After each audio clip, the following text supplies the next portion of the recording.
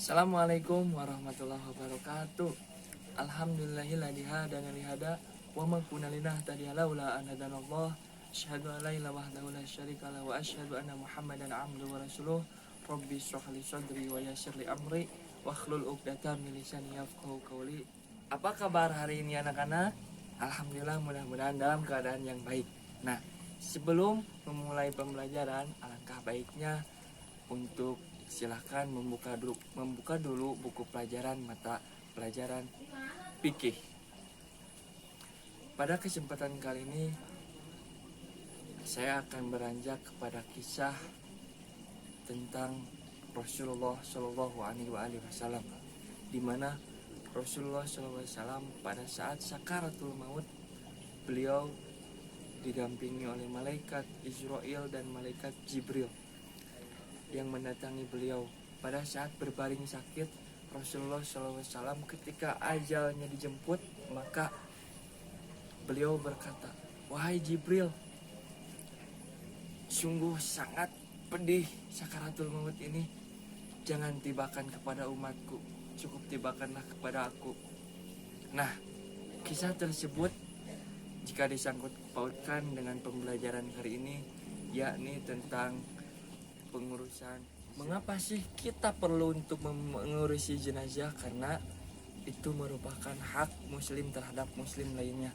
Dalam riwayat hadis, Rasulullah meriwayatkan dalam riwayatnya, hadis riwayat Muslim, bahwasanya 5 hak muslim terhadap muslim lainnya: raddu salam, menjawab salam, wa ijabatu da'wati, menghadiri undangannya, wa iyadul marid, menengok jika sakit, wa ijbau jenazah, menengok untuk jenazah, pemulasaran jenazah, dan wa tashmitul atwasi, menjawab orang yang bersin. Berbicara tentang hak orang yang hidup terhadap jenazah, yakni ada 4 hal.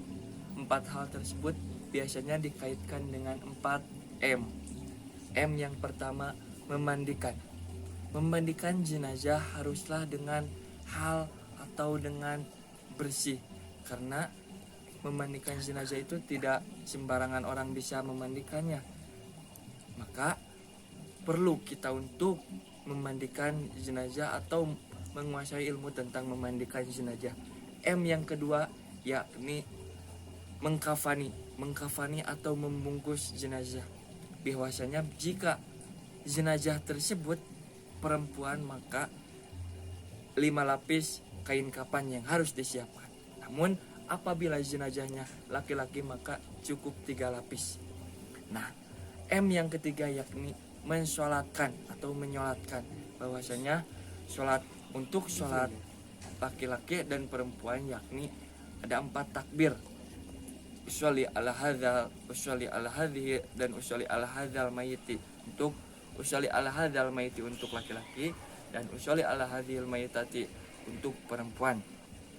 Nah, M yang terakhir yakni menguburkan atau meletakkannya dia ke dalam tempat peristirahatan terakhir.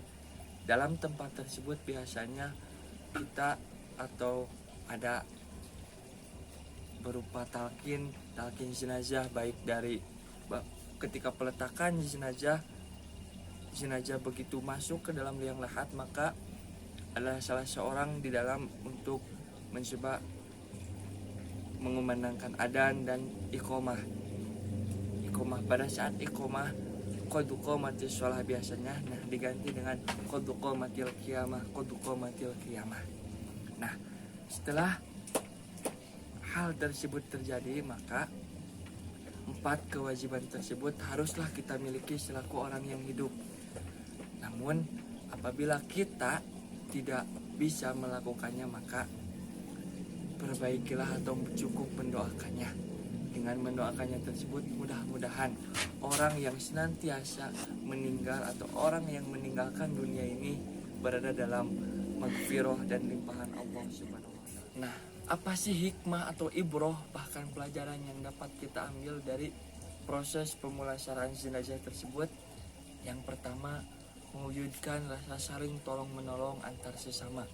Yang kedua, menjadikan gambaran bahwasanya kita yang bernyawa pasti akan berada dalam posisi yang sama, yakni berada dalam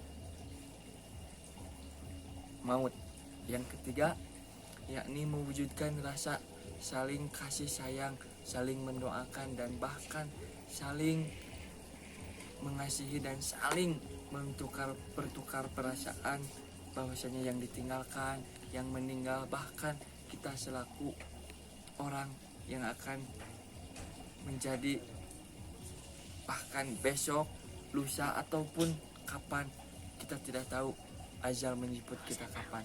Yang terpenting kita harus mempersiapkan diri kita sendiri.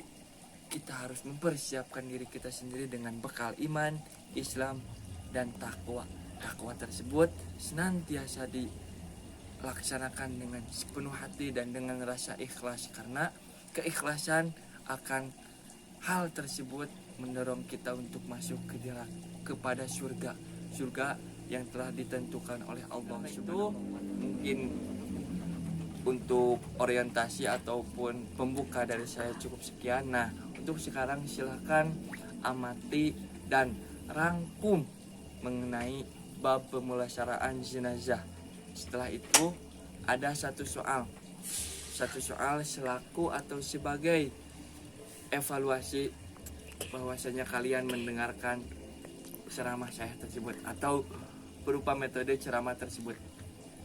Pertanyaannya yaitu satu, apakah kita siap untuk menjadikan atau memandikan, mensolatkan, dan mengkafani, bahkan menguburkan jenazah tersebut? Nah, ayo jawab dengan kata hati kalian dan tuliskan lembaran kalian tersebut pada jawaban pada kertas 2 lembar, lalu kumpulkan. Anak-anak semuanya, mungkin waktu telah menunjukkan jam pelajaran berakhir. Untuk penugasannya ya, seperti yang saya cantumkan tadi, silahkan untuk laksanakan. Mungkin itu saja yang dapat saya sampaikan. Mohon maaf bila banyak kesalahan. Wallahumul afiq ila aqwamit thoriq. Assalamualaikum warahmatullahi wabarakatuh.